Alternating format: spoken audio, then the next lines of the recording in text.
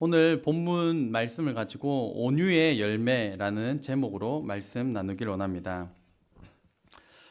리더십의 대가 존 맥스웰 목사님 책에서 사람이 성장하고 변화하는 세 가지 요인을 소개하는 대목이 있습니다.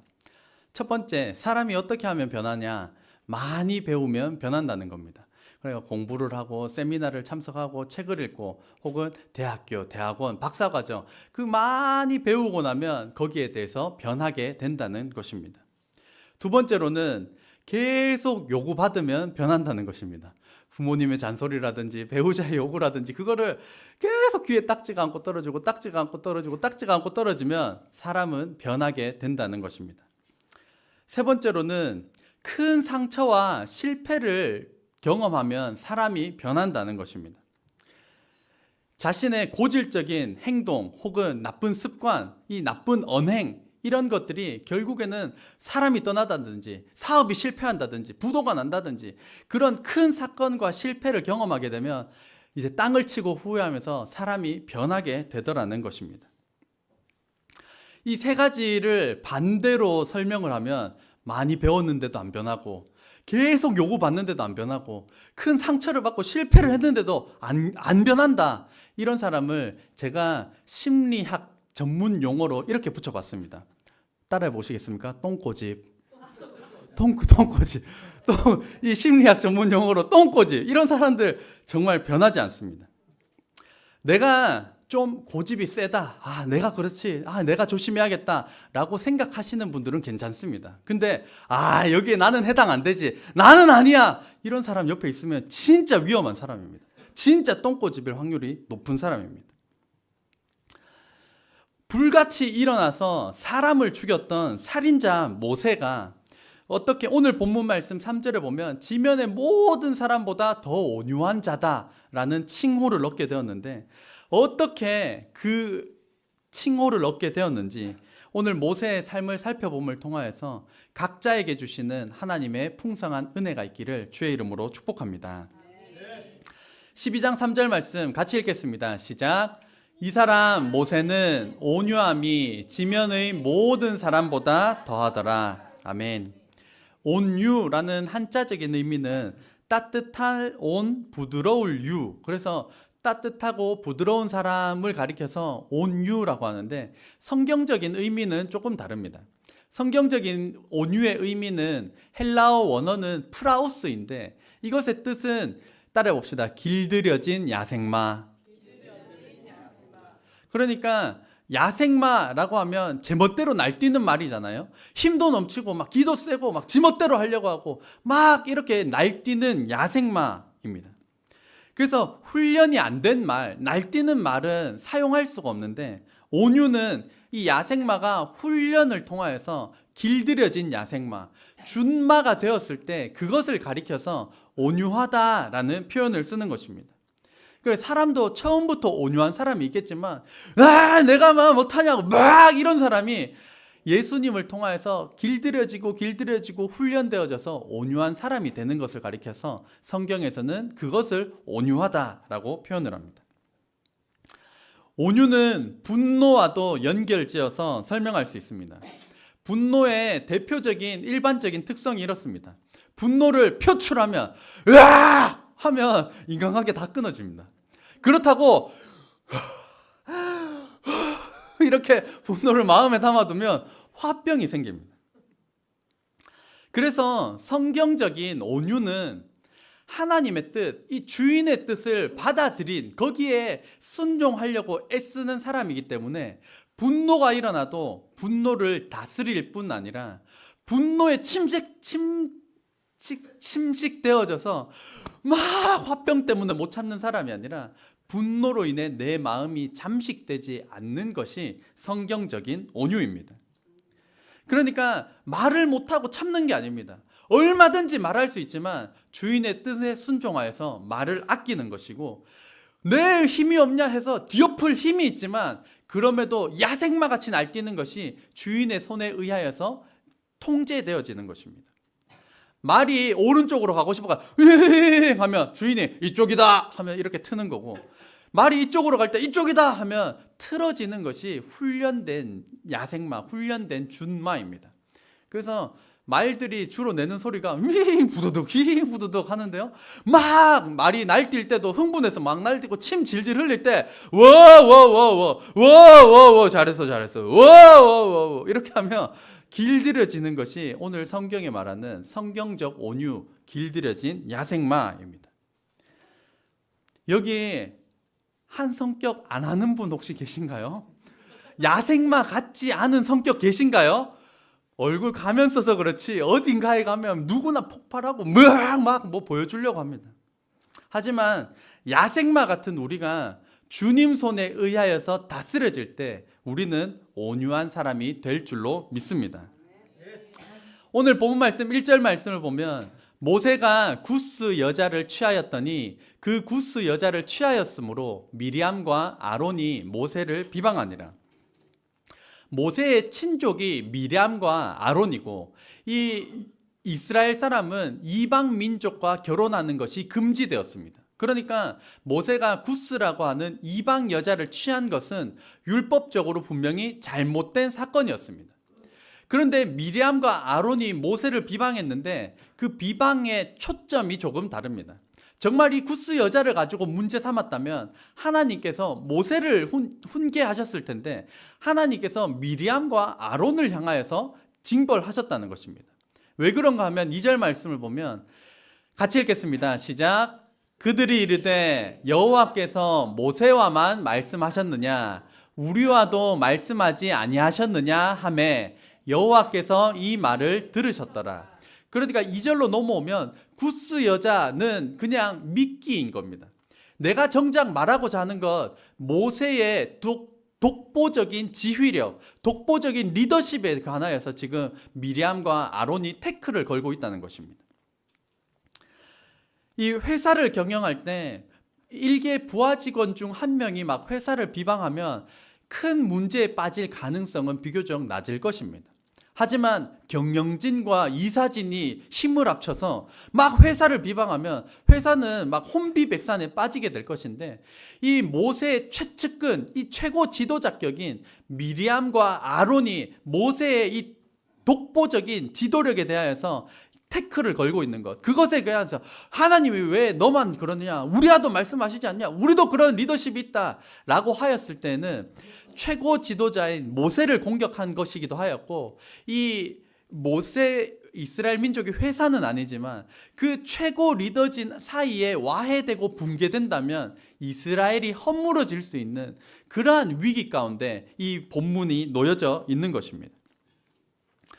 이 개역개정 성경으로 보면 미리암과 아론이 모세를 공격한 것처럼 보이지만 원어 성경을 보면 이 여성형 동사를 써서, 여성형 동사를 썼다는 것은 그 주동자가 미리암이라는 것을 나타냅니다. 그러니까 그냥 한글 성경만 읽으면 왜 미리암과 아론이 모세를 공격했는데 미리암만 한센병에 걸렸을까? 라고 못 캐치할 수 있지만 성경 원어를 보면 여성형 동사를 써서 미리암이 모세를 공격하는 주동자의 입장에 섰기 때문에 이 미리암이 한센병에 걸리게 되었다는 것을 알 수 있습니다. 이렇게 너만 그러냐, 너만 그렇게 지도자급을 받았느냐, 막 이렇게 이스라엘이 와야 될 이런 위기 속에서 모세가 보여준 태도는 놀랍습니다. 3절 말씀 같이 읽겠습니다. 시작.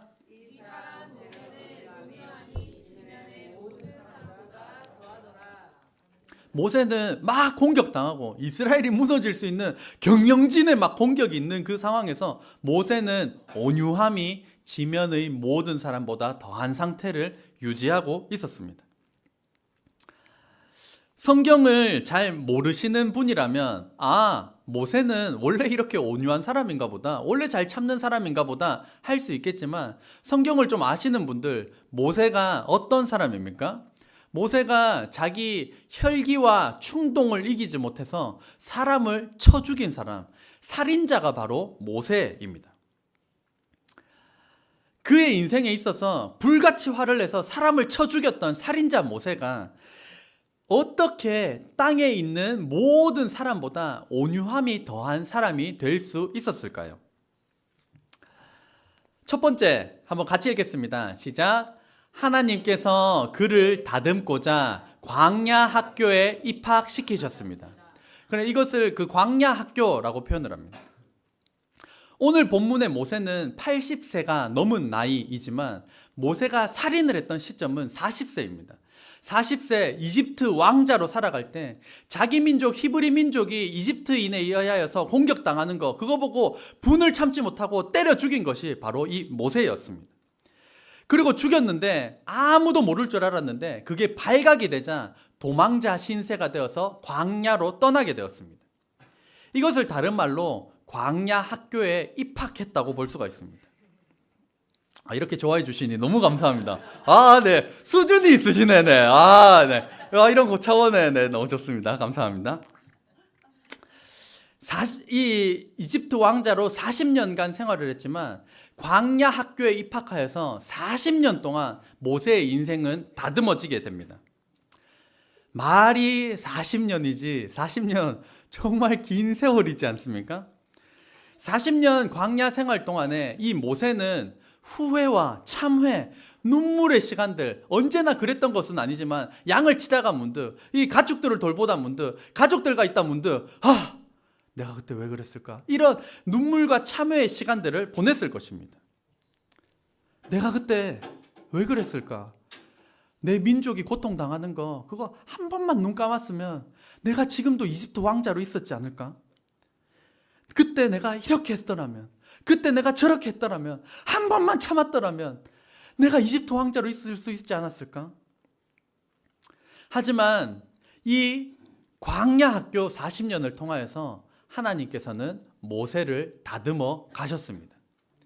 혈기왕성하였던 서슬퍼런 혈기를 드러내서 사람을 때려 죽였던 이 모세를 하나님께서는 광야 학교를 통해 모세의 서슬퍼런 혈기를 꺾으셨습니다. 하나님께서는 출애굽의 리더로 모세를 부르셨는데 내 자아와 혈기가 시퍼렇게 살아 등등하던 40대에 부르신 것이 아니라 40년 동안 광야 생활을 하고 난 다음에 이제 이집트에 거기 무력과 무술, 지략 다 잊어버리고 이집트 언어도 잊어버리고 이제 어떻게 해야 되나 잘 모르겠는데 다 잊어버렸던 그때 하나님께서 모세를 80세에 부르셔서 출애굽의 리더로 사용하셨습니다. 만약에 40세에 부르셨다면 내 힘과 능력을 믿으면서 혈기를 가지고 출애굽 이거 뭐 그까짓 거 내가 한번 이뤄보겠다 하다가 실패했었겠지만 80세의 모세는 하나님 저 말도 못하는데요, 하나님 저 지략도 없는데요, 저 힘도 없는데요, 어떻게 합니까 하나님만 붙들고 나아갔기 때문에 모세는 그 출애굽의 리더로서 지도자로서 훌륭하게 임무를 감당해낼 수가 있었던 것입니다. 이렇게 광야 학교 40년을 통하여서 다듬어지고 광야 학교를 졸업하고 난 다음에 이스라엘의 리더가 되었을 때 아무런 어려움이 없었던 것이 아닙니다. 그때 200만 명이나 되는 남자 장정만 60명인 이 어마어마한 사람들이 모세를 향하여 이 지도자들을 향하여서 원망을 털어놓는 그게 성경에 계속해서 반복적으로 나옵니다. 그 내용 중 일부를 살펴보면 제가 안 나왔습니다. 여러 부분이 있습니다. 출애굽했지만 홍해 앞에는 홍해가 막혀 있고 뒤에는 이집트 군대가 쫓아온다. 그러면 우리 여기서 죽게 된다. 모세, 네가 우리를 여기 끌어와서 우리가 그냥 이집트에 있었으면 좋았는데 네 때문이다. 이러면서 원망을 합니다. 마라 지역에서는 광야니까 마실 물이 없습니다. 마실 물이 없으니까 우리가 이집트에 있었으면 물 마실 수 있었는데 모세 네 때문이다. 네가 우리를 데리고 와서 여기서 죽게 한다. 모세를 막 이렇게 원망합니다. 광야에서 먹을 고기가 없다고. 우리가 이집트에 있었으면 마늘, 파, 양, 다채로운 거 먹을 수 있는데 네가 우리를 광야로 데리고 와서 우리가 못 먹는다고 막 이런 원망을 늘어놓습니다. 민수기 14장에 보면 하나님께서 약속하신 가나안 땅을 정탐하고 오는데 그 중에 2명은 긍정적인 평을 하지만 나머지 10명은 악평을 늘어놓는데 그 악평을 들은 이스라엘 백성들이 밤새도록 통곡하며 모세와 아론 지도자들을 원망하는 겁니다. 네 때문이라고 모세 네 때문이라고 막 이런 밤새도록 통곡했으니까 저는 저 해봤자 5초 10초인데요 그 사람들은 밤새도록 모세와 아론을 원망했습니다. 막 쌍욕도 넘쳐나 섞어서 모세와 아론 죽여야 된다고 다음날 일어나서 막 때려 죽이려고 하기도 하고, 그러한 상황들이 모세 앞에 놓여져 있었던 것입니다. 우리로 따지면 우리도 마찬가지입니다. 이런 말 들어보셨나요? 네 때문이라고, 당신 때문이라고, 이런 말 들으면 별말 아니라도 굉장히 뚜껑 열릴 것 같습니다. 저희 자녀들 어린데도요, 뭐 별것 아닌데도 저한테 그럽니다. 아빠 때문이라고, 이를 깎여물고 아빠 때문이라고 이러면 제가 사랑하는 아이들임에도 불구하고 막 뚜껑이 열립니다. 그만해라 막 이러면서 막 정말 뚜껑이 열립니다. 그런데 장성한 사람들, 장성한 우리 어른들이 서로를 향하여서 당신 때문이라고, 네 때문이라고, 내 인생의 최악의 선택은 너를 만난 거였어, 네가 내 인생의 원흉이야, 막 이런 막 입에 담지도 못할 그런 말들을 우리가 듣게 되면 어떠실 것 같습니까? 막 뚜껑 열리고 막 뉴스에서 한 번씩 충동을 못 이겨서 사람을 죽인다 하는 말이 때때로 정말 이해가 될 정도로 그렇게 원망을 듣는 것은 쉽지 않은 일입니다.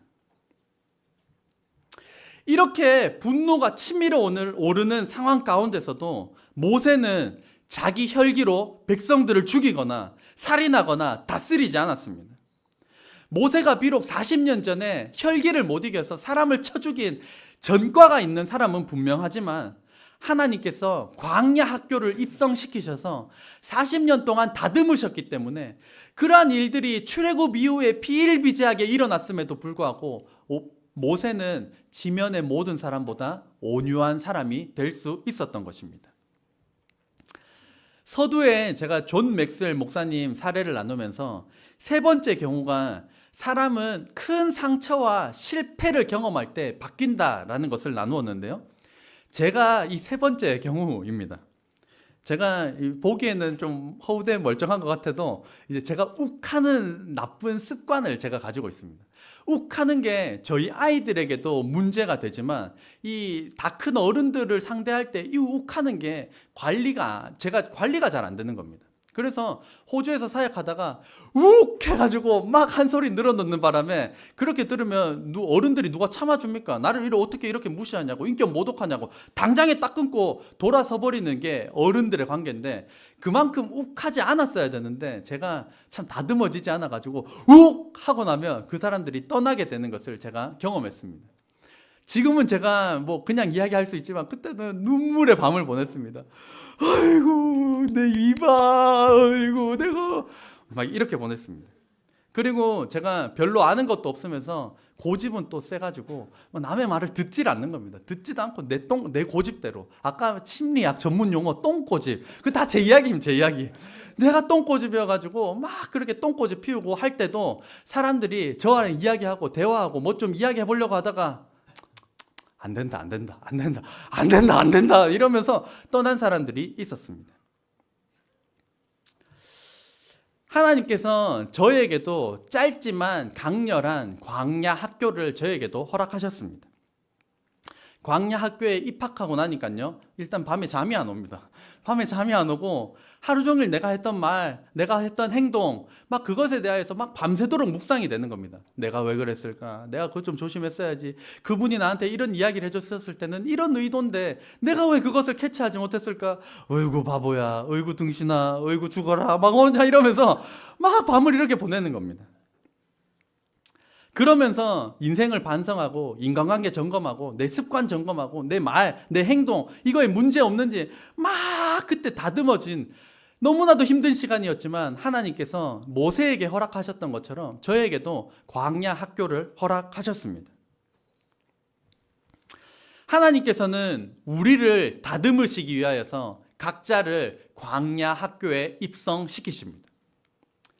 모세도 광야 학교에서 처절하게 반성하고 점검하면서 인생이 다듬어졌던 것과 같이 하나님께서 광야 학교에 우리를 입학시키셔서 다듬어 가실 때 점검받고 변화받아 성숙한 그리스도인이 되는 저와 여러분 되시기를 주의 이름으로 축복합니다. 두 번째, 모세의 온유의 비결은, 둘째, 같이 읽겠습니다. 시작. 하나님의 임재 연습입니다. 말씀도 읽겠습니다. 모세가 여호와와 함께 40일 40야를 거기 있으면서 떡도 먹지 아니하였고 물도 마시지 아니하였음에 여호와께서는 언약의 말씀 곧 십계명을 그 판들에 기록하셨더라. 아멘. 모세는 출애굽한 이후에 백성들을 이끌다가 하나님께서 10가지 가장 중요한 계명을 주시기 위해서 십계명을 만들어 주시기 위해서 모세를 시내산으로 이끄셨는데, 그 시내산에서 지금 모세가 어떻게 하고 있다고 말합니까? 40일 40야를 거기 있는데 떡도 물도 마시지 않았다.